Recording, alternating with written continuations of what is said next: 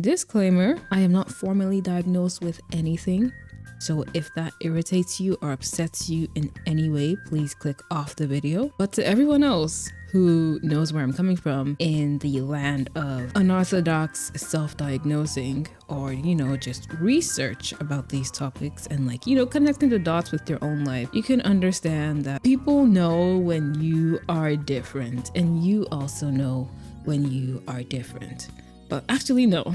You might not know when you're different, which is something that I'm going to touch on later in this video. But first, we're going to start on with the basics and what I am alluding to. I may or may not be neurodivergent. I don't know what it is I have, okay? I share a lot of traits from different things. Let's say ADHD, let's say. I'm not even sure. Autism, perhaps. My friends keep saying it, but I really don't know.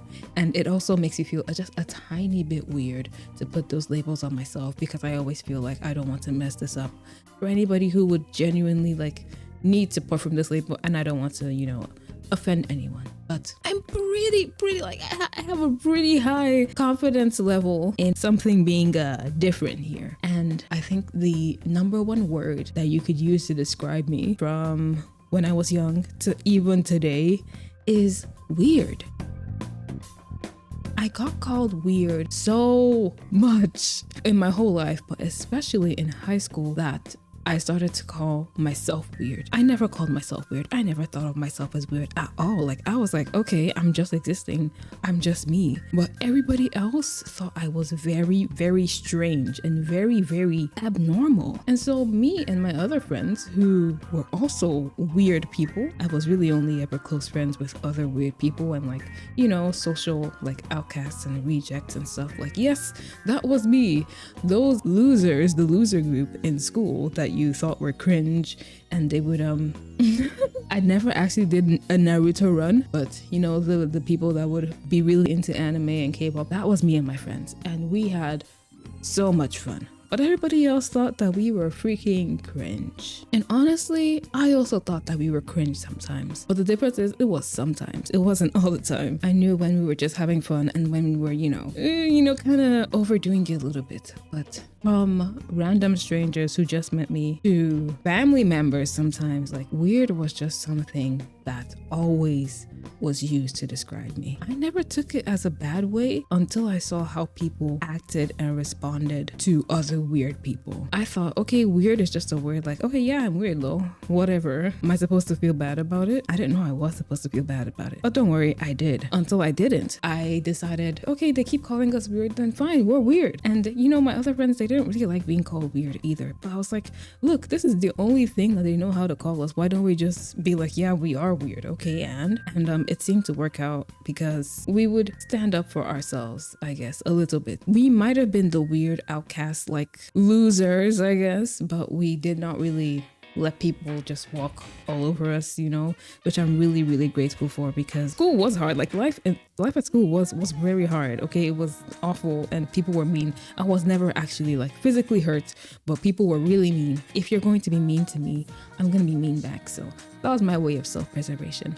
But I never felt like I was doing anything wrong or weird or different. I just had different interests. I liked anime. I loved K-pop. I did not really care too much for partying rap music or trap or pop music. They just weren't my style. It's not true now anymore because tastes change. If you did not conform to the standard, that was not a good thing. And everybody that has gone through school knows this. So I'm not even going to bother going into too much detail. But if you don't conform, you're an outcast. That's wrong. That's gross. That's disgusting. It's kind of crazy how a good chunk of those people who were unnecessarily mean to me and my other friends for liking different kinds of media would come later on other social media and be like, hey, what's up? How are you doing? How's life and stuff? And I'd always be like, so, is it me you're talking to? Aren't you scared that you're gonna get the weird disease? They would realize, oh, maybe Sentient actually is a person. Yes, I was a person before, I'm a person now. But also it's school and people are stupid and young, but also people can cause some real harm. Going past school, in just random scenarios, we as the weird people, we know the look. Or shall I say the expression. When you meet someone new, you start talking to them, and mid-sentence, you just watch their face drop or change, you just know, okay, this person is actively judging me. You can see you can see the stereotypes being formed in their head as you speak. It's actually so insane. And it's also so jarring because it's like, oh my gosh, I thought I was fitting in. I thought I was doing this right. What's going on? Why am I still getting the face? Basically, they're saying without actually saying, this person is a freak. This person is weird. Ugh. I need to find a way to get out of this conversation before it gets awkward. I don't want to be talking to somebody like this right now. I'm scared. Where are all the normal people? And they might not actually mean all of those awful things that I just said. It's just how they react to somebody who is not, in this case, neurotypical. So when you're neurodivergent, which is, not the norm, people will 100% pick up on that faster than even you can. I never even knew what the heck neurodivergent meant for many, many years. And yet I can still tell you that's literally everybody that I ever spoke to. When I started speaking about maybe something I was interested in, or like I just was having a regular conversation, that they would have that look. And like if you were talking, maybe a group of people, they'd be looking amongst each other and like, doing like little whispers and like laughing. It's like, what am I doing? What am I saying wrong? What am I like? How do I make you guys stop that? I didn't really concern myself too much with what they were thinking about me because come on, dude, Attack on Titan just released a new episode. I'm not bothered with all of your thoughts right now. I have too many things to do. But I know people that were affected by the awful treatment, and honestly, it's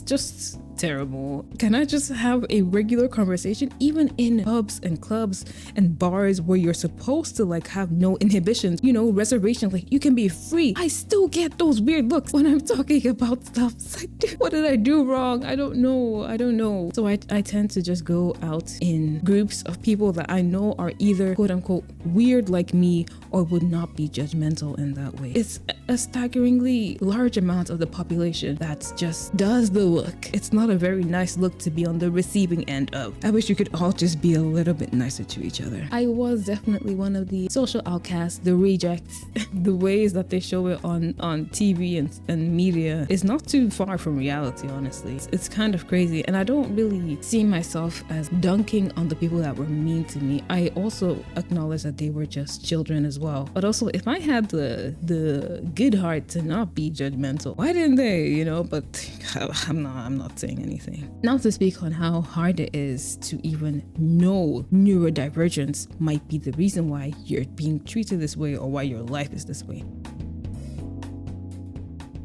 I didn't even get into talking about how my own personal life was. I was only talking about how society was treating me and other people. In personal life, oh Lord have mercy. It was really, really tough. It's like a common sentiment amongst other neurodivergent people that they just feel their brain is wrong or they're stupid and lazy. They don't know how to do anything right. Everybody else is better than them. It feels like there's so many more hurdles that we have to get over to do the most basic of things. And yes, that is true. There are lots of hurdles that we have to get over to do really simple things. And that is not because of any stupidity or laziness or whatsoever. It's because we have different brains. And there is not much in this world that was made to accommodate that. Simple and short. Do you know how hard it is for me to admit that out loud to myself and not be like, yeah, I'm just a lazy idiot who doesn't know how to do anything right? It's just not true. And it helps absolutely nobody. It does not help me. It definitely doesn't help you to be saying all sorts of terrible, mean things to yourself because of how your brain is, and because like it's so hard for these other people that can help us to care. Like it's hard to make them care, hard to make them give us accommodations so that we can feel better and not feel like this, like we're so bad and so terrible and worse than everybody else, when really we just have weights added to us in 100 meters run or something. Terrible metaphor, but you know where I'm trying to get at. Neurodivergent people are treated so strangely, and the most common way of treatment is definitely treated like a child, or treated as some sort of extraterrestrial alien that needs to be protected all the time. And there are just so many different kinds of people who are neurodivergent, whether they have ADHD, autism, and all sorts of other like neurological differences that just do not have the support that they truly deserve, and they don't even know that they have it. It is so difficult to accept that we're not stupid and lazy and wrong and bad and terrible at everything. We're just different. and the world is not ready or prepared for difference, even though they really should be. It has been too many years where neurodivergence has existed in this world, in this society, and yet not enough accommodation is being put for people that need it and deserve it. It's a very heated topic because you're basically trying to scream to the world, care about me.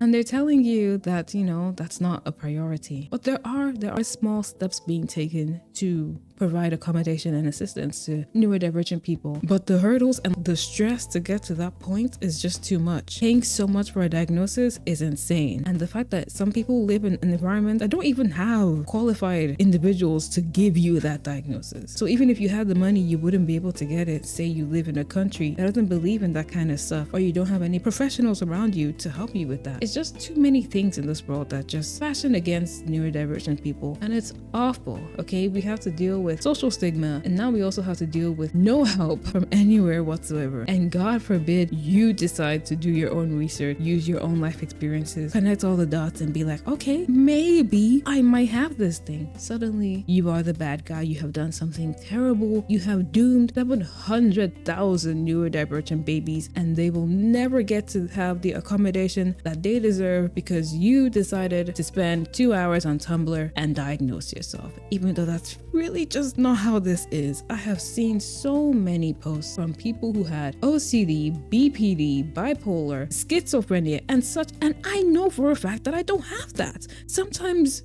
people use their brains. Self-diagnosing is not evil. It's not the devil. It's not going to come get you in the night. I promise. It's not going to take away medical supplies and treatments from you and give it to somebody else. There's not enough cases and not enough statistics to show that self-diagnosing is this sort of pandemic that is coming to destroy the entire world and give resources to people that don't deserve it. Because honestly, all I have to say is be nicer to people. Seriously. It's just principle. Be kinder. If you think somebody's weird, you think somebody is a little cringe, okay, let them be cringe. Like, please, it's fine. Are they hurting you? No. Are they coming for your family? I don't think so. Just let them exist. You don't need to treat them like some sort of circus monkey entertainment for yourselves. Like, they're human beings. We are human beings. You should leave us alone and let us exist. Please tell your kids this so that when they go and meet with other people in the world, they don't give other children years of self-hatred and low self-esteem. It would do everyone such a big favor.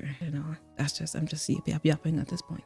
But that's what you guys came for. So I'm honored to give to the world.